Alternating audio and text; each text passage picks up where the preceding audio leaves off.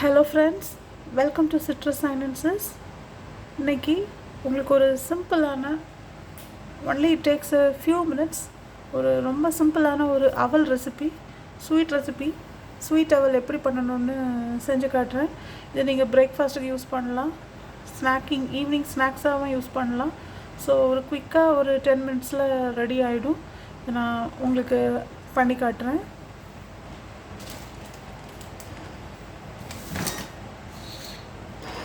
First உங்களுக்கு தேவையான அவலை எடுத்துக்கோங்க.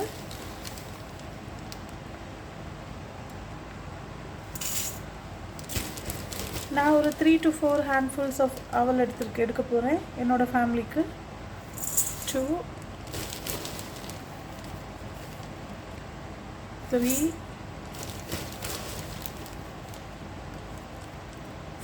இவ்வளவும் போதும் எங்கள் ஃபேமிலிக்கு. ஏன்னா இதுவே நீங்கள் போட்டு மிக்ஸ் பண்ணும்போது நமக்கு நிறைய குவான்டிட்டி வந்துடும். ஸோ ஒரு 4 ஹேண்ட்ஃபுல்ஸ் ஆஃப் அவல் எடுத்திருக்கேன். இது ஆல்ரெடி க்ளீன்லாம் பண்ணது தான், எங்கள் வீட்டில் எனக்கு கொடுத்து விட்டது.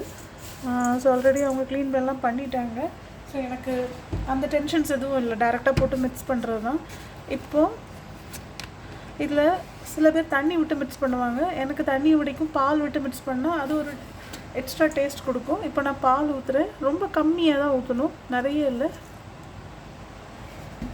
விட்டுட்டு கையால் மிக்ஸ் பண்ணால் இது நல்லது, ஸ்பூன்ஸ் எல்லாம் விடைக்கும். ஒரு குயிக் மிக்ஸ் கொடுத்துருங்க உங்கள் கையால். ஏன்னா சில விஷயங்கள் ஸ்பூனில் மிக்ஸ் பண்ணுறதை விடைக்கும் கையில் மிக்ஸ் பண்ணுறது தான் ரொம்ப நல்லாயிருக்கும், ஈவனாக மிக்ஸ் ஆகும்.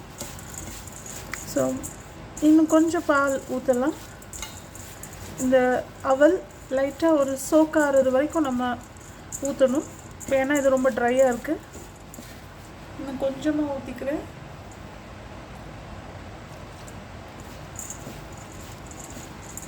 இதை நல்லா மிக்ஸ் பண்ணிவிடுங்க.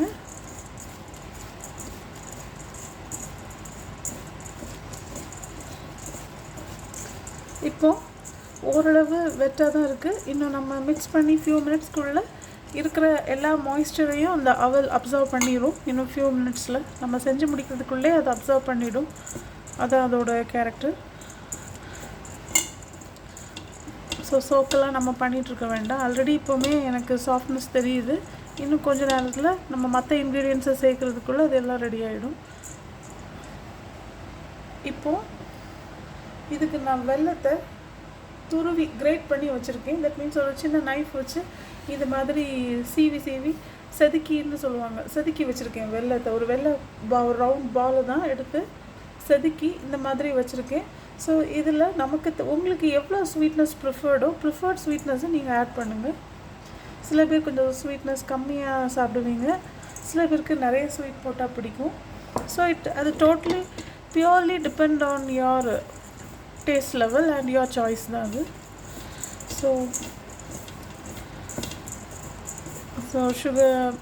வெல்லத்தை ஆட் பண்ணியாச்சு. செதுக்கின வெல்லத்தை ஆட் பண்ணியாச்சு. ஸோ நல்லா குயிக்காக ஒரு மிக்ஸ் கொடுத்தாச்சு.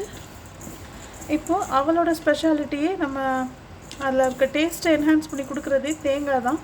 ஸோ அவளுக்கு எவ்வளோ தேங்காய் போட்டாலும் நல்லாயிருக்கும். தேங்காய் கம்மியாக போட்டிங்கன்னா கொஞ்சம் டேஸ்ட் கம்மியாக தான் இருக்கும். ஸோ இங்கே தேங்காய் தான் கிங்குன்னு சொல்லலாம். தேங்காய் போட்டால் தான் அந்த டேஸ்ட்டே வரும். ஸோ எனக்கு நிறைய தேங்காய் போட்டால் பிடிக்கும். ஸோ நான் ஒரு தேங்காவை உடச்சி அதில் ஒரு ஹாஃப் இது ஃபுல்லாக துருவி வச்சுருக்கேன். அதை ஃபுல்லாக நான் ஆட் பண்ண போகிறேன். ஏன்னா எனக்கு தேங்காய் டேஸ்ட் ரொம்ப பிடிக்கும் அந்த அவலில்.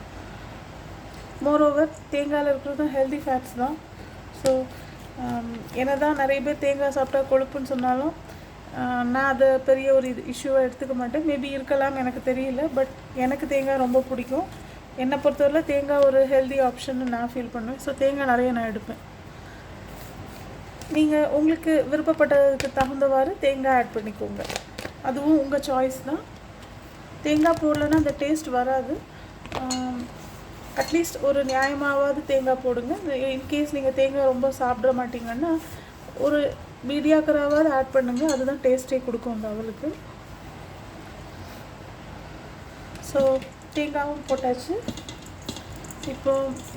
இப்போ நல்லா மிக்ஸ் பண்ணிவிடுங்க.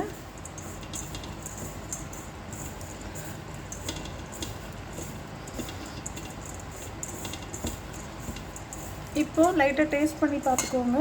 உங்களுக்கு இனிப்பு போதும்னா விட்டு இதோடு நம்ம முடிச்சுக்கலாம். இல்லை உங்களுக்கு இனிப்பு இன்னும் வேணும்னா இப்போ இந்த டைமில் நம்ம ஆட் பண்ணிக்கலாம். ஜஸ்ட் டேஸ்ட் பண்ணி பார்த்துருங்க.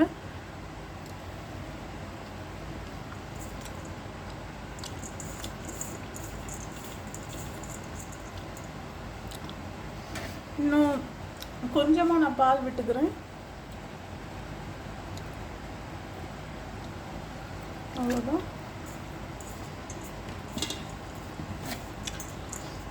இன்னும் கொஞ்சம் வெல்லமும் எனக்கு தேவைப்படுது. இன்னும் கொஞ்சம் வெல்லம் போட்டுக்கிறேன்.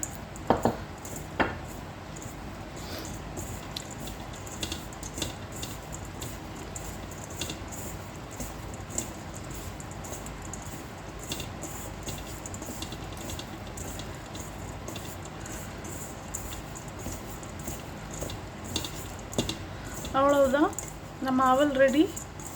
இது கூட நம்ம பனானா சர்வ் பண்ணி சாப்பிடலாம். ரொம்ப அருமையாக இருக்கும்.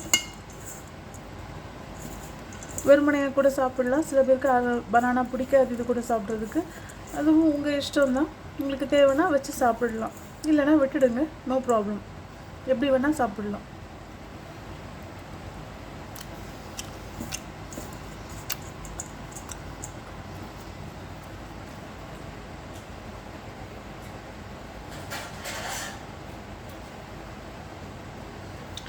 இப்போ இது கொஞ்சம் செட் ஆகிறதுக்கு நான் ஒரு 1 minute மூடி வச்சுக்கிறேன். ஒரு லிட் போட்டுக்கிறேன்.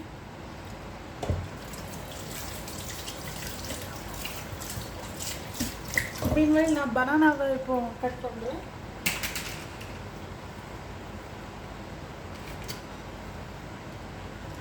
எங்கள் வீட்டில் நாங்கள் பனானாவோட தான் சாப்பிடுவோம்.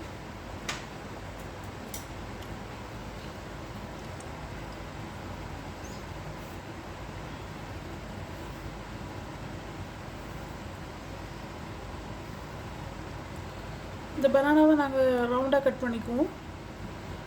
ஏன்னா அதை வச்சு அது கூட வச்சு சாப்பிட்றதுக்கு இது இந்த சைஸ் கரெக்டாக இருக்கிற மாதிரி ஒரு ஃபீல் எங்களுக்கு. சில பேர் பனானாவை அப்படியே பிசைஞ்சு கூட சாப்பிட்றாங்க, நான் பார்த்துருக்கேன். நாங்கள் இந்த மாதிரி சைடில் வச்சு சாப்பிடுவோம்.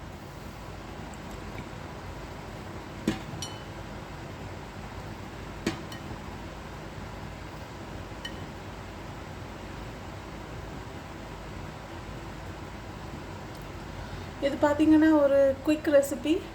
இதுக்கு ரொம்ப ஒரு எஃபர்ட் எதுவும் தேவையில்லை இந்த ரெசிபி பண்ணுறதுக்கு. ஏன்னா இது நம்ம ஸ்டவ்வே ஆன் பண்ண மாட்டோம், குக்கிங் எதுவும் பண்ணுறதில்ல, ஜஸ்ட் மிக்சிங் தான். மிக்சிங்க்கு பால், அவல், தேங்காய், பனானா ஆப்ஷனல் தான், தேவைப்பட்டால் வச்சா போதும்.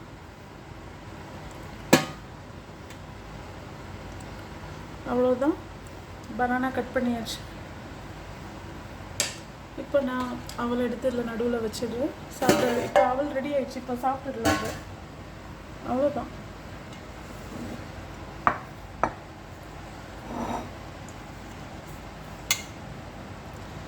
மீன்வேல் நான் அந்த பனானா மிக்ஸ் பண்ணுறதுக்கு, பனானா கட் பண்ணுறதுக்குள்ளே அது இன்னும் கொஞ்சம் சோக் ஆகிடுச்சு. அவள் டூ மச்சாக சோக் ஆகிட்டாலும் ரொம்ப நல்லா இருக்காது. நான் நல்லா ஸ்வீட்டாக பண்ணியிருக்கேன். அவ்வளோதான்.